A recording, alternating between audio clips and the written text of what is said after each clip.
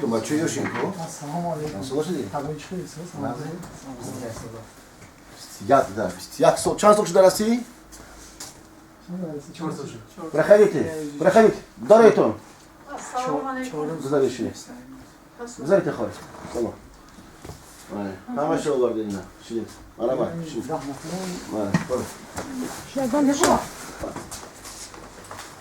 هوایی که هایی خور میکنیم چور مچید ایمون که این نوعی برای سونا گیتیم یعنی وعده میکنه که این روز پگه الکاز نمیکنه سلوی گفتگیش 27 دیگر بعد دیدن مرده یا مهم بودم بعد مهم نگیدیم همین خیلی دیگه نگیتیم سون میگه چور میکنیم از سون نگیتیم تقوی چور موشید هر کدام شما چند خورنده دارین در خونه؟ همیشه یه زن دارم اون زن دارم سه زن داره دیگه بچه‌ها مادر دارین مادر دارین خواهر دارین خواهری بو اینو در مکتب همین مادر در دست سیامی را نگاه میکنه کی را نگاه میکنه همین مادر خواهر کی را نگاه میکنه همین کمبغلا را نگاه میکنه یا گشنه میمونن پشنه میمونن مثال بالای زمین دخو میرن نمیخرن فقط تخم میخرن بلوچکای سعیمی بلوچکای سفید میخرن یا تش نمیخرن گوشت مرغ میخرن که چیه گفته اکانوم شو گفته برای اوچوشو برای اوچوشو اینجا فیلم نمیکنه فهمیدی اینجا فیلم نمیکنه او خواهری عزیز یعنی شما ممکنه همسال هستیم ممکنه پیش باشه خواهری باشه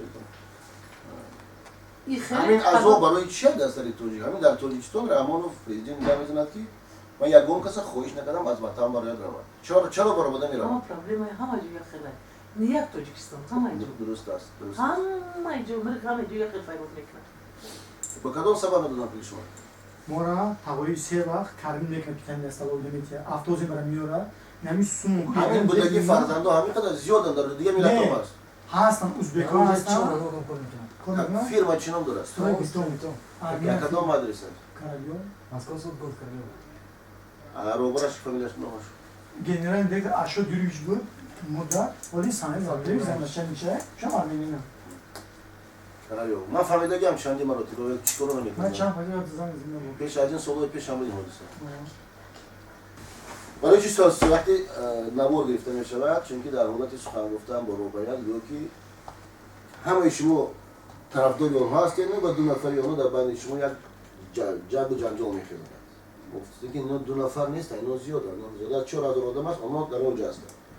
بعد صحبت ما در همون میدانی که شما کار میکنید صحبت با ما و با شما در بدنی روزنامه‌نگارا پیدا میشه. خدا جایش جنت کنه دوشون. لیکن دیگرش اومد سنگیلش اومد. عاقبت ملت تاجیک شد دراب اومد. کریلکوف اومد. هزاران زن و مرد تاجیک امروز با نیتی یک تندر دست از کردن و به خون فرقافتن بود. که زندگی چه گذروندن. همه پولی شما در چی میره در پتین. حتی پتین دارید. دگاور نداشته باشین جای خوب داره شب از خونتون بگیرن ببرن.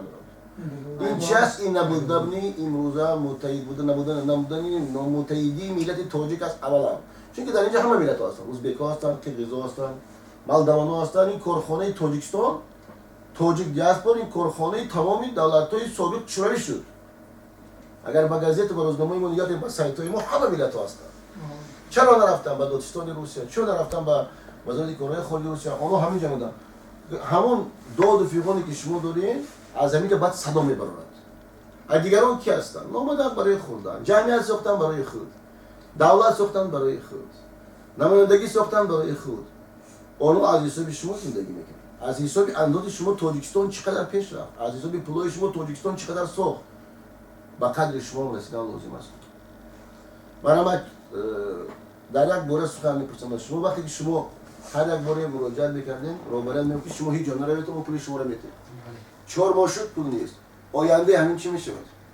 آیندهش نمیدونیم برای اومدیم که شما قد مسئله کردن. صحبتی من همین است. اون چیزی من گفتم تمامی پسر بچه‌ای که هستن کپی پاسپورت خود رو و شما میسپرم همچون سردار. شما سرداری بریگاد نیستین، شما سرداری همون گروه هستین. همون گروه میسپرم. همین کپی پاسپورت و همین صحیفه‌اش رو کرده نوشتن در مینیسر کی организация руководитель Савель задолжал за 4 месяца такой-то сумму. امضا میکند نام روبران نام خودش دست شما میسپارد. شما که سپردین جمع کردین کدام ساعت وقت درست است погони душанбе است ما میبینیم پیش سامبل با شما میبینیم در همون میدان شما با صحبت میشیم حالا این مسئله رو میمونه که مدتی کوتاه نمیشود من هزاران دکومنتی که از ما اینجا جمع کرده همه اینا تحت نظارت پروکراتور رسمی میشه همین کاغذها اینا عریضای شهروندان تمام دولت سابق شده است از مولداویا از ازبکستان از قزاقستان از اوکراینا از بیلاروسی برادر روسیه نزدیک برادرش حتی از قزاق‌ها و ترکمن‌ها هست ما صدا برآوردیم ما از صدا بر نمیگم حتی حالی کار میدونیم که در 2015 2016 زیاده از 800 میلیون پول چنین وقتی برگرد دیگه زیاده از 1 میلیارد 4 میلیون دیگه حالا در دستی اون شخصی هستن که وعده زیاد بکنن پول رو نمیگیرن از آنجا تا اگر پولتون نگیرین برآمدن شما لازم نیست از کسی نترسید از خدا ترسید بزرگترین در دنیا این خدا است این دین ما است این دین اسلام است اگر خواهید که من مسلمان هستم در راه خوب رویتون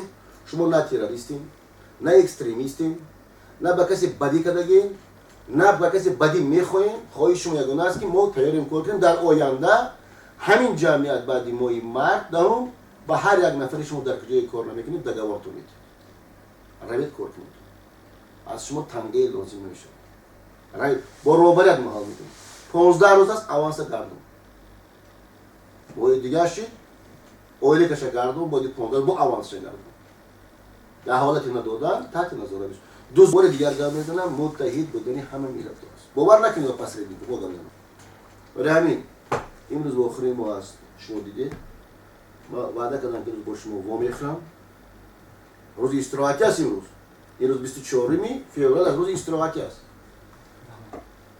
برای همین هر جایی که هستید تیار شوید تو بینید تلفنی پسر بچه از کی است روی خط میکنن مرحمت دوزی معلم را شما یک تنها نیستین زیاده از 15,000 عریضه آمادگی است از 15,000 شهروندان اسنگ در اینجا عریضه در مدت 7 ماه آمادگی است اوج بخشیم نمیشه ما این 8 10 نفر نشون بدیم سال دیگهش قطعا 10 سال دیگه کار میکنن میترسیم مثلا اجای خوب سر میگم ممکن مثلا ممکن پول نمیتونم ممکن این فکر میکنم میشه ما با 4 ماه پول ندادم نه پول و توازی میترسن همین هم روبر استفاده میبرد که همین ملت میتونه به یک پاشه ترسونی ما مثال چین کدام آدم اومد کرده یه آدم زدش میشده دو ماه سه ماه جزار میکنه اینو من کار کردم 6 ماه شده شما زدش که برمادگی من سوم چقدر سوم تو دادن بازی مانده اصلا برام ازو یا خوش تو توزی زدش که برمادگی اینجا همون بچه‌ها زدش که برمادگی ما سوم نگرفتیم ما کفشی زدش که دوست داشتیم میگی میشه ما نمیدونیم که شما از نویابر چند تا پول نگرفتی تو نویار بخشی دیگه ما نویابر نگرفتیم نویابر دیکابر ینوار فوریه بود میشه نگیریم ما اکتبر هر ماه چند سنی بود یا سیتا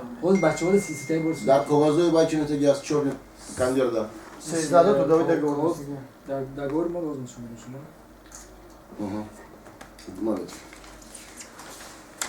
در گور ما договор همون رو داریم اما در کمیتان کار میکنم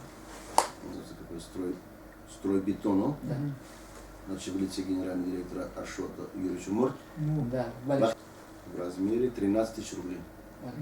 В договоре написано 13 тысяч. Это есть единственный, который единственный спасение, чтобы меньше налоги платить. Но вам обещали по 30 тысяч. Вот подобные договоры, это есть уже обман.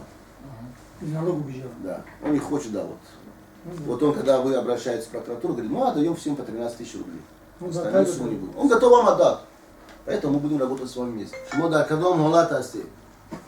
حتی شما میتونید امروز هم خواب کنید، فردا هم خواب کنید، بعد 5 روز فهمیست میبینید همه به پول سر میکنند. بعد در اون حالت که جا میرید. بله با اون چیز شما رو سر میکنند بعدی وقتی ولی شما در طرز حیاتی که ما بود شما ببینید که ما را اونجا سر میکنند، ما جای خواب نداریم، پول نداریم، شما یگام جا نمیبرید تو. شما همونجا میزه تو گرفتنی пулатона. Я ему скажу, господин Саркисян, Петросян, люди останутся здесь настолько, пока здесь не будет заплачено денег. Любые действия сотрудников полиции, я покажу 5 бумаг генерального прокурора ему.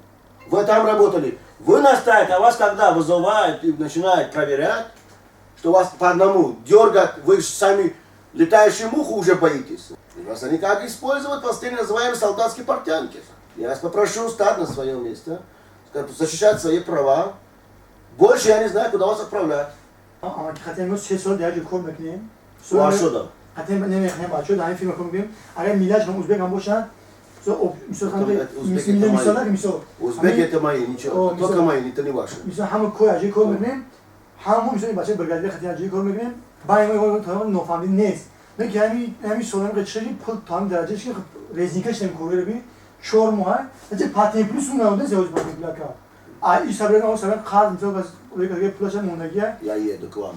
Вот буквально вы решаете, сегодня-завтра, в понедельник, зазвоним с утра, я приезжаю к Королёву. Не переживайте, отдадут ваши деньги. Значит, надежда видит. Надежда будет, потому что вы не одни. Вы же видели недавно прокуратуру столько народа вышло? Видели это в Ютубе? Это знаешь, сколько они мне попросили 300 человек, а здесь стояли на улице 3500 людей. Они, если зарплата не дает, нам копейки нету в кармане, если не дает, у нас этого состояния плохо будет. Выйдем с положения. Главное, надо быть вам взаимно. Бояться не надо. Будем. А с остальными будем решаться на месте. Хорошо? Все.